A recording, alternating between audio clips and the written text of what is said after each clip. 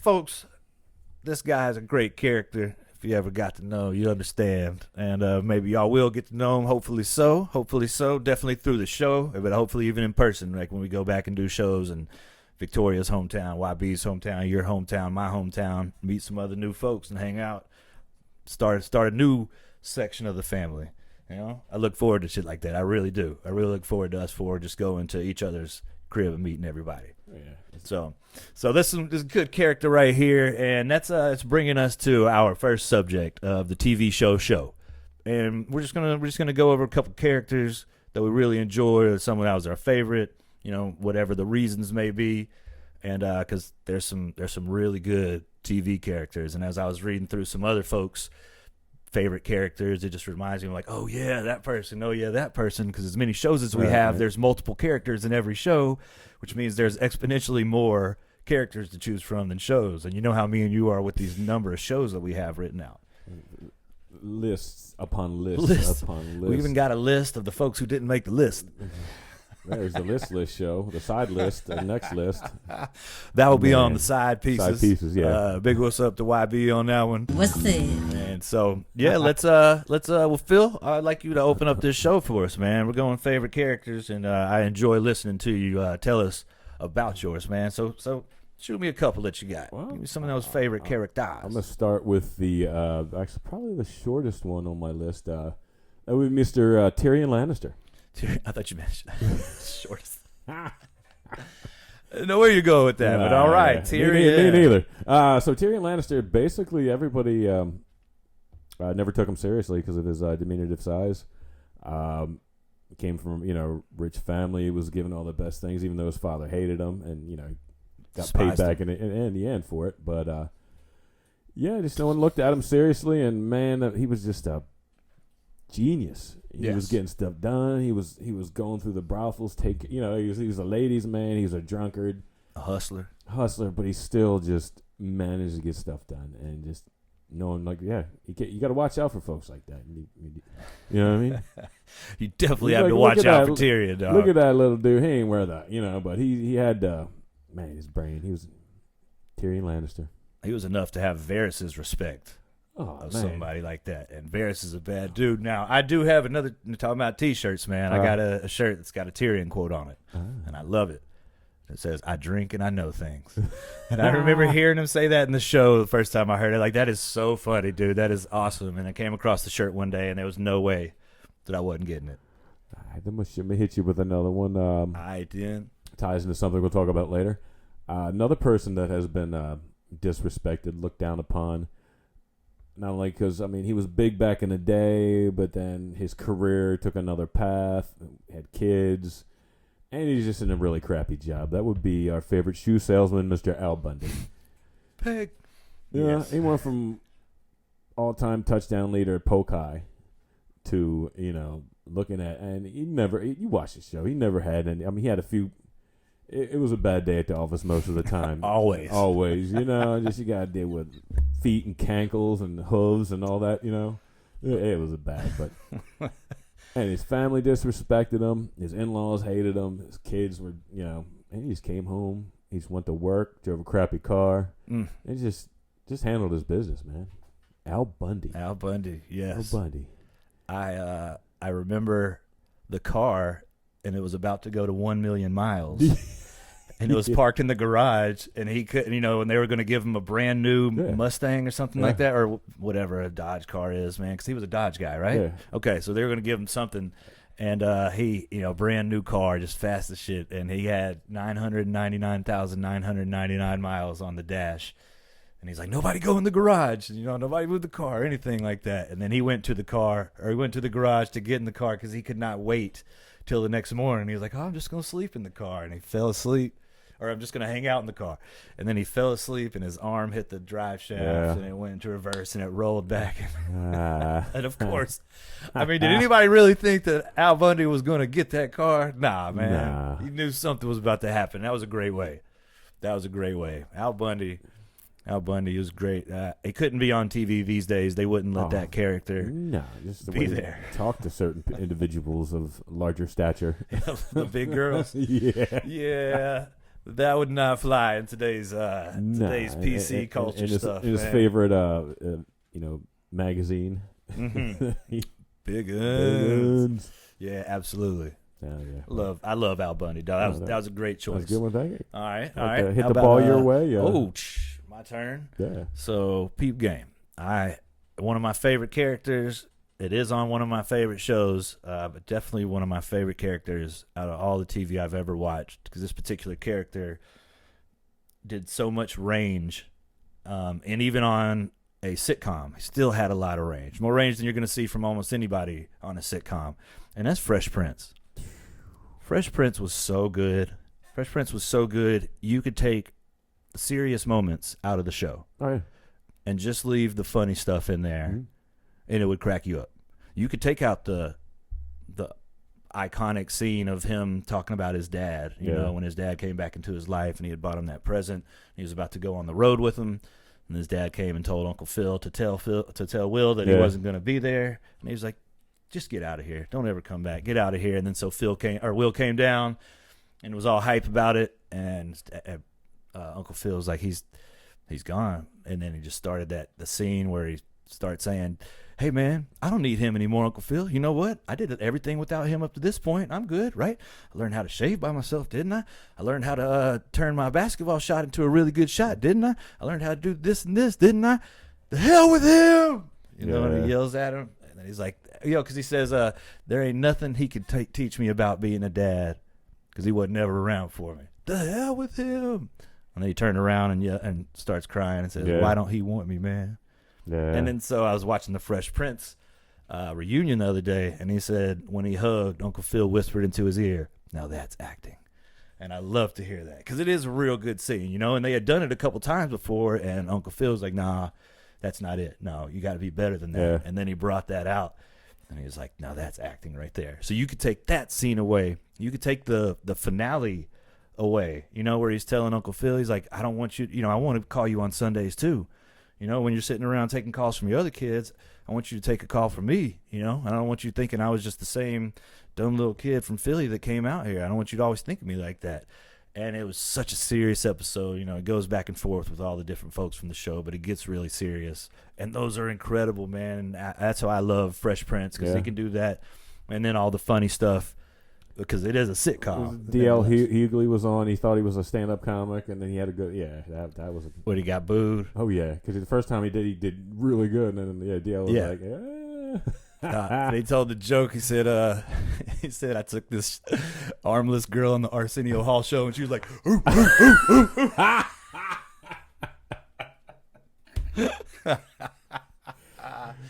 You can't throw up the nub. He killed that, man. Yeah.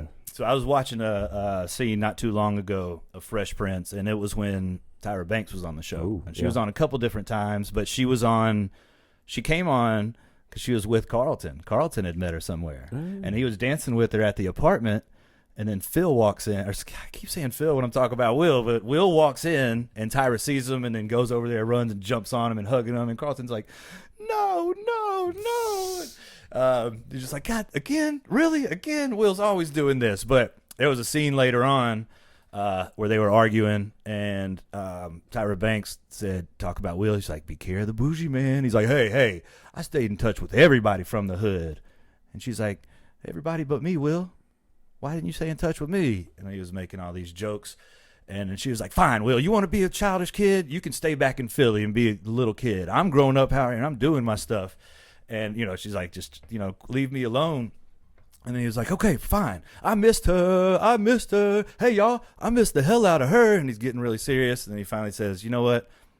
I got to leave. This is too much. I got to walk away. And then he's walking away, and she offers him the job at that little shop that him and Carlton worked.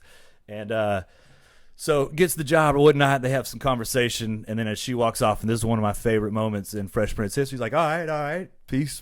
And he walks away, and he leans over to the white guy, and he's like, hey, man, I ain't really miss her or nothing. That's a little game I be kicking through the honeys. You know what I'm saying?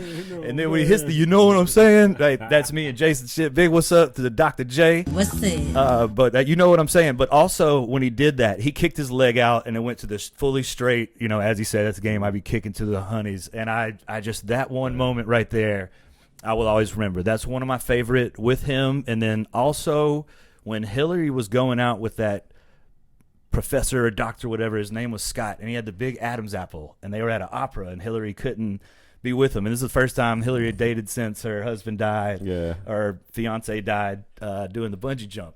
But whatever. So Will's again. So Will's outside with her because she keeps saying, I can't take it. And he's like, girl, you got to go back in there. You've got to face your fear, or else you're going to just end up with some old lady sitting around with a bunch of cats. You're going to marry some dude, blah, blah, blah. And he's going to have a shirt that just says, dum dum diddy. But if you go back and watch the outtakes of it, and I can't remember what Phil said in the swear to God. People, Phil is Will, if y'all ain't got that so far. So anyway, Will goes doing the scene again. He does it over and over, and they just keep saying stuff, and Hillary cannot compose herself, and she is just laughing her ass off so much. And Will starts too, because he can't hold it in, because he knows he's so funny and silly doing those type of things that other people can't hold their laughter in when they're around him. And so those are two scenes that I will always remember for the funny parts right there, man. Definitely. So Fresh Prince, definitely one of them. And then I'll go in the opposite direction, and I'm going with Negan. Ooh. Negan is so good. Ooh. I went back and watched the first episode Negan's in, like the season 7, episode 1. Yeah. You know, like not when he bashes the skull in, but when they go back and show the whole scene of it, and you figure out who it was, and he's messing with everybody, and it's all dark, but they got the lights on, looking all cool, and he's out there with his bat, the black jacket, and it's Lucille, named after his wife. I love it, and he's just eeny, meeny, miny, mowing everybody, and you know the little strings that are playing for trying to figure out who it's going to be, and he's so good. He leans in, and he does the whisper almost, and hits you with that smile. And this reminds me of this one scene, and it was remember when the trash people were supposed to help Rick and them out, but then they turned on them, and Rick and her were up on top of that thing, and she turns around and has the gun to his head, and then Negan walks up, and he, because he surprised him, and he goes, you ever hear the one about the stupid little prick named Rick who thought he knew shit but didn't know shit and got all his people killed? And then he hits him with that smile and points Lucille at him. He goes, it's about you. And that type of stuff, because he could go to the meanest stuff to hit you with that smile and just be like, it's about you. And oh man, when he started telling him it was his fault that Carl died, and his lines, man, he gets the best lines. And he gets best lines, very long lines. I was telling you about the time it was Daryl and Michonne ended up doing it, and they both did their impressions. And Daryl actually got through it. Rick got a couple lines through, and he just like, I can't do it. I can't do it. And Jeffrey D. Morgan's like, that's my life. That's my life. Because he had those lines every day, all day, and just had to go through them 10, 12 lines at a time, where everybody else is going, well, where do you think Rick went? Let's just find out where he went. Negan has 12, 13 lines. And he goes to the high, to the low, to the whisper, to the dark, raspy voice. And so Negan's definitely on mine. Again, I wish I don't care where the story is now, but where it was, I wish they would have killed him, man. When Rick slashed his throat, I was like, hell yeah, get that mother. And then he was like, hey, Doc, get in here and help him out. And they put him in jail. So, put him in jail. But I still love the show. I'm going to watch the end of it, even though nobody's in it anymore. I had to bring Maggie back because everybody left. So, yeah, man, that's where I am. Love some Negan. Well, I'm going to take the ball, and I'm going to go hit you with two real quick. Kind of like both of them. They both have both very animated. One in particular is very animated. They both have foul mouths. And the first one would be Mr. Eric Cartman. He was very animated. And, love Eric Cartman. But when the show came on, and was it like 99, 98, 99? Like many moons ago. It was 97. 97 was it? Damn. Like fall of 97. Like I was in college. I date myself, but I was in college, and stuff come out. It was like nobody had ever seen anything like that before. Mm-mm. I mean, the animation was choppy, and they worked on it, but like just the things that came out of these kids' mouth. And then the whole, the Terrence and Phillip or April Fool's episode, Terrence man. Everybody was, Terrence, yes, Phillip. What color is the wind? But yeah. But Eric Cartman, he's very disrespectful to his mother, which I don't like about that. But he's a little evil, chicken-eating genius, racist, cheesy poofs. Yeah. Not a kidding, huge fan of the Jews, but no, he did not like the gingers either. Gingers, Jews, the handicapped. I mean, yeah. Anybody other than himself. Yeah, and he always seems to have an agenda. But, I watched the episode the other day where Kenny dropped out of school or whatever, and then he became the poorest kid in school. Yeah.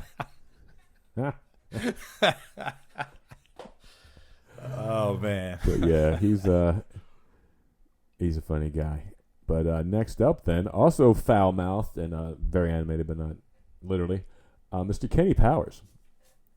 Kenny Powers. Kenny Powers. I get a lot of times these people say I often resemble Mr. Kenny Powers with a slightly longer hair. Kenny Powers, Weird Al Yankovic, and a little bit of Jesus. Yeah, a little bit of Kenny Powers. A little Jesus Blanco. He listens to his own self-motivational tapes to get himself juiced up.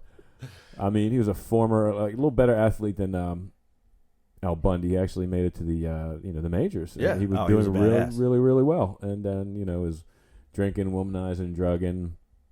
He's got the best of him. And he smelling himself, as the kids are saying these days, a little too much, and a little too much essence of Kenny. And lost his woman, lost his life, and next thing you know, he's a teacher.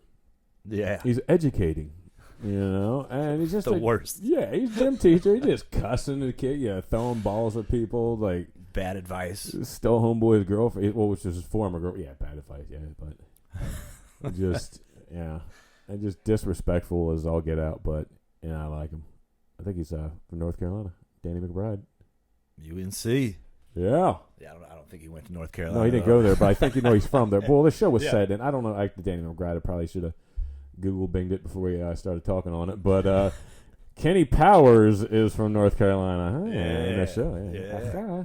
Okay then. Hell yeah. There you go. So, All right. Now this is one that when I was just kind of going through all the characters in my mind. It was one of the last ones that came up, but then once it hit my mind, it's just like yes, I got to put them on there. And that is the radio head. Stan from Martin. Stan from Martin. He was the head of the studio, or the radio, whatever you want to call it. And Martin. He was so good. Garrett Morris. Let's see if I can say this right this time without 8 syllables. SNL. First Saturday Night Live cast member. Hey, I got through that one, man. So he was on there. He was Jamie Foxx's uncle in the Jamie Foxx Show. He works at the diner and Two Broke Girls. Shows that I all enjoy right there. But him being Stan on Martin was so funny. He was so cheap. He always had a girl, though. He always got some girls somehow. He was always doing some type of plot or some type of scheme to get ahead somehow. He also gave the worst advice. And Martin followed it every once in a while. And, of course, shit didn't go right. And that, oh, my God. Okay, so there was this one time that's at band camp. There was this one time that Martin had his CD player stolen. And he had just got a CD Walkman, right? And he had it in his house. Yeah, CD Walkman, right? Old school, dog. With anti-shock so you can jog. Yeah, buddy. Because it used to be the worst. So he had just got his new CD Walkman. And a couple days later, or the day later, whatever, it had gotten stolen, right? Somebody stole it. He's like, dang, man, he's at the office talking about it. Because it probably used to be expensive back then. We're talking about early 90s. And, so he's upset about it. And he's at the studio. And Stan was like, Martin, this sounds like an inside job. I think somebody from the inside took it. And he's like, who knew about it? And he was like, Pam, Tommy, Cole, and Gina. And he's like, okay. Well, who had the keys to your house? And he's like, Pam, Tommy, Cole, and Gina. And he's like, it's one of them. And he says, and Martin says, no, Stan, those are my friends. I know my friends. Stan says, let me tell you something about best friends. me and my best friend, we were friends since we were little kids, all the way up until we were older. And then for this one day, for some reason, I don't even know, I slept with his wife. Like shady ass, because he thought he was going out and this guy slept with his wife or something. He was like, and he was my best friend. So it's funny. And then what ends up happening in that episode is that Martin, he's like, yeah, it's got to be one of them.